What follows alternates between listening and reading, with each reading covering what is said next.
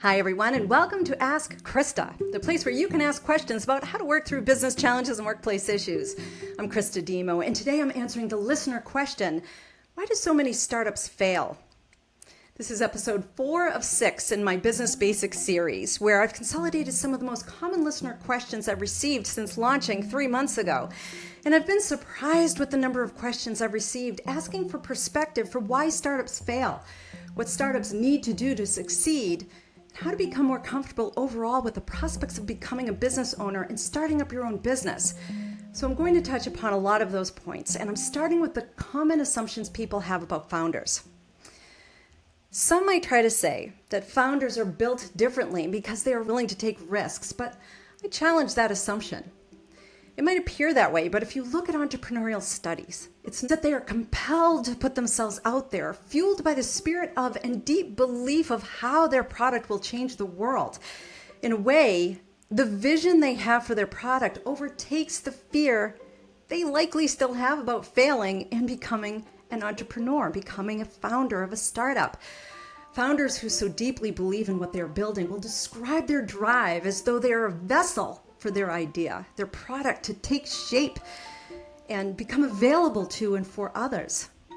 My point is, they may appear fearless, but the best entrepreneurs who connect the most with their mission often say it really wasn't a choice. If they're willing to admit it, you're going to hear that yes, they were anxious and really worried about being a founder of a startup. Yes, they failed a lot. Yes, they wrung out their hands and worried about not raising funds, not managing the investment pace, or not keeping up with the learning it took to build the value of their business while providing products to their customers and keeping a high-performing organization going. But you will also hear how they lived by the vision of how their business would impact the world and lived with the mission of how their product or products would impact their customers on a daily basis or whatever the frequency might be. And I'm talking about the common entrepreneurs. Yes, there are startup entrepreneurs that come into it with a large investment and an exit strategy right away. And they might be thinking about the math and the finances before they're thinking about how it's going to impact the world. But I'm talking about the usual entrepreneur who comes into the world with an idea, who has always been that person to get things started and moving along all throughout their lives. And now they say, I want to make this product into something. I want to get it backed up and into a business. That's definitely not about being averse to risk. And it's definitely not about being reckless, which I think is another term that sometimes people use when it comes to startup founders. It's really about what compels you to keep going. And the most successful startups have that strength of vision and depth of mission. Now, it doesn't have to be big. It just has to be meaningful, because that is what will fuel you to understand the value of your product, to convey the value of your product, how it will compete and win customers, how it will attract and retain the best talent your industry has, how it will continue to grow and continue to create value because of how valuable it is. Look at your town if you have little shops there, or look at the shops in your cities. Study some of the smaller businesses that are living their vision and look at how they started up and kept going. You don't have to use Apple as your startup example. There's startups and founders to learn from all around us all the time. And again, the idea doesn't have to be big. It just has to be meaningful. If you don't have that to begin with, you probably don't have the momentum to get through a build, for product setup, launch, development of your launch, commercial launch, development. The first 3 years or so for selling and running your business with a viable product is going to be a slog. So the question, why do so many startups fail? A lot of times, this is just the block and tackle of business that I'm starting with. Startups run out of cash. They can't continue to raise capital. And this is an unfortunate event if it occurs, because economic anomalies aside, and we have had a few of those in the last 20 years, spending out your cash without using it to focus on the value of your product as a direct value build of your business, which should be the goal of your funding model. So spending out that cash before it should be spent can usually be avoided if you plan well enough and raise the cash you need to create enough value to get to the next round. Now, this gets tricky because, as I mentioned just now about economic anomalies, there are always risks that are out of your control. You can't plan your way into and out of everything. Some things have to be tight and some things have to be loose so you can move around and be efficient. And sometimes failure is simply bad timing, especially if there's an unforeseen global event like a pandemic or a global financial crisis like what we saw in 2008. But overall, if you have a plan for what you're spending so that you can build something, and you're receiving the support you should be receiving as a startup founder, which includes your investors, there are ways to avoid spending out your cash before you have value to show for it. Another reason startups fail is poor market fit. And again, this can usually be avoided, or at least you can reduce any surprise if you start with your market. And these days, especially in the last 10 to 15 years, it's nearly impossible to even apply for a grant if you cannot prove the case for your market. So this is what unmet need is out there that your product will fill.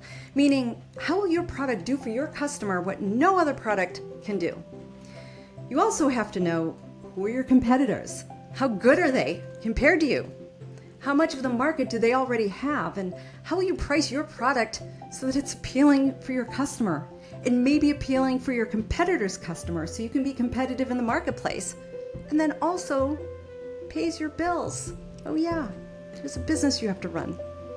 And all of that goes into the general equation of what it takes to run a business, which can also be a reason why startups fail. There are times when founders just don't know how to run a business well. And again, your investors should be there to help you and guide you. You should, at this point, have advisors if you're running the business. There should be people around you to help you with that. But there are still plenty of reasons why startups fail, and this is still one of them. There's just not enough people around you who know how to run the business well. And by the way, that includes how you treat your employees and whether anyone, especially good and skilled humans, want to work there. If you can't lure the right good humans away from your steadier companies that are likely more stable than your startup, if you can't keep them, you won't succeed. For your resources, I've included the LinkedIn page for the U.S. Chamber of Commerce. I included their overall site back in season 1 while answering questions about how to start up a business and whether all startups need advisors. Going to be a great resource for you, and I really want you to follow them. I want you to at least take a look at what they have in terms of resources. I also provided an article from Tom Eisenman from Harvard Business Review. It was published in May 2021. It's called Why Startups Fail. It has a great subtitle too. It's not always the horse or the jockey. It's a dense read, but very informative, and offers a few business cases to learn from also, and that always makes the learning real. The last additional resource is about effective leadership traits for startups, which I think is perhaps one of the most predictive aspects of a startup's success. There's a lot we can't predict when it comes to a startup success, but we can for sure make some predictions based on who the founder is and what kind of leadership style they have. By the way, that goes true for who the investor is and what kind of leadership styles they have too.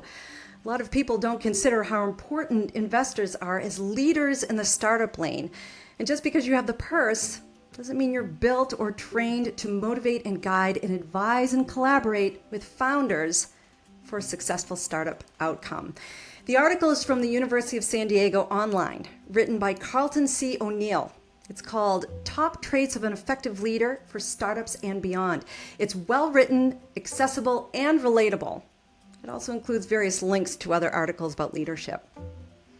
Here are my final thoughts. Startups aren't for everyone, but they for sure aren't exclusive to only those willing to take big risks.